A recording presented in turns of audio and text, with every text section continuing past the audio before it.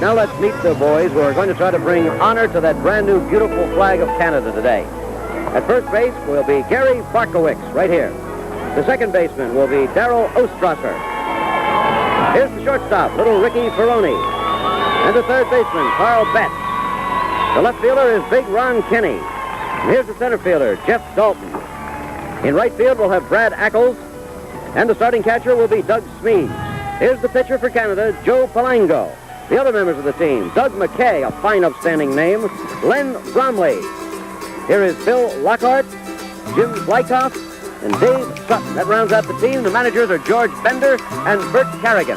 We'll be back in just a minute then with the first pitch of the final game of the 1965 Little League World Series.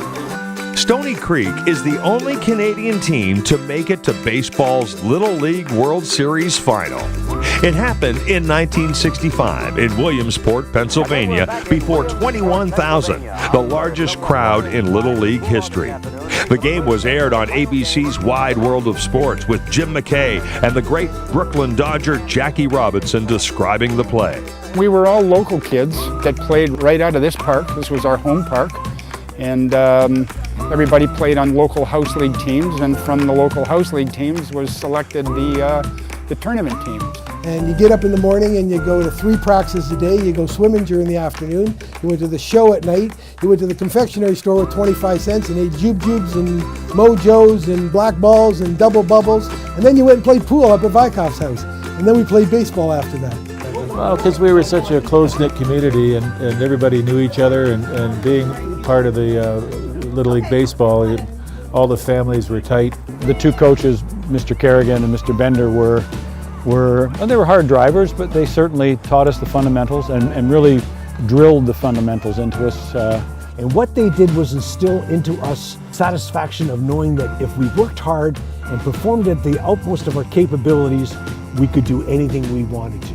When we won the Ontario, when we played in Dundas at Martino Park, and we beat Ottawa, and then played Quebec and won the and then played Trail BC after that and beat them and won the Canadian, and it was so exciting to know that we're going to go to the World Championship in Williamsport, Pennsylvania. And I had never been out of the country, only to visit my relatives in Buffalo, New York, but to go with a team on a bus was going to be fabulous, and I'll never forget it.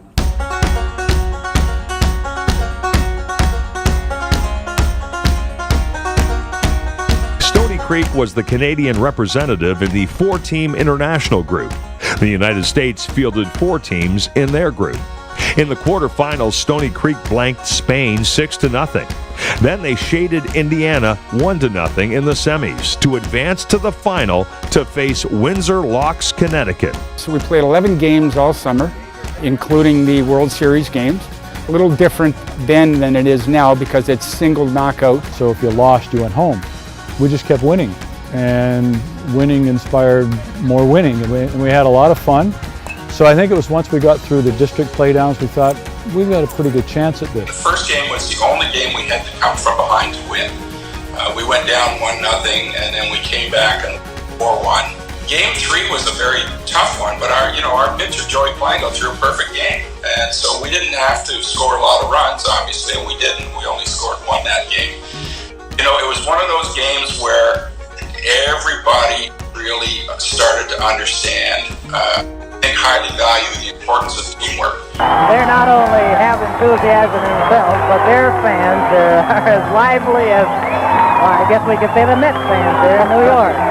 Score at the end of 2 full innings of play, Canada 1 and Windsor Locks, Connecticut nothing. Down ball to shortstop, tremendous catch, and they got the runner going to the third. What a play, and what a heads-up play that was. Not only was it a beautiful stop, but he came up short at third base.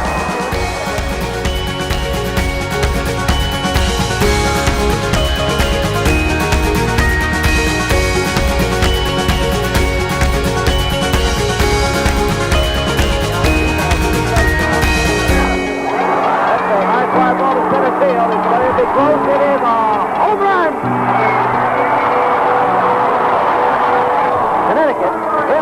with one stroke of the big bat of Dale Richards, has taken the lead at 2-1 in the top of the fourth. That's it.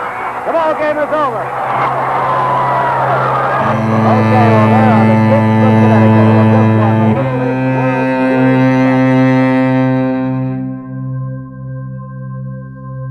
Series. I just remember us being so close, break here or there, especially early on in the game. We could have and should have won the game. And I think all my teammates feel that way as well.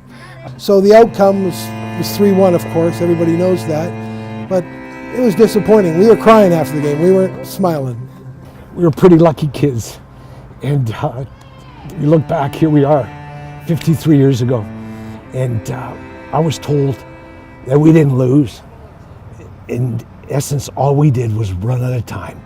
Because if we had more time, we would have beat them.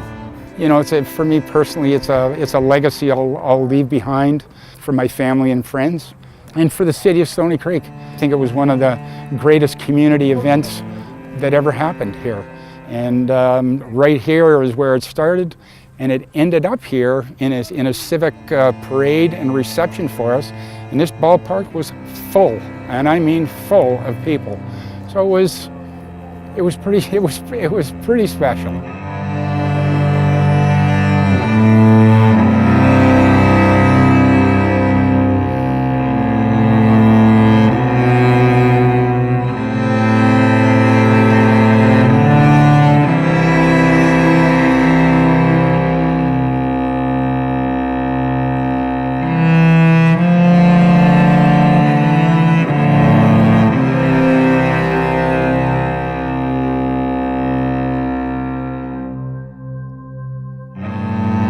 The Hamilton Sports Hall of Fame welcomes the Little League team from Stoney Creek.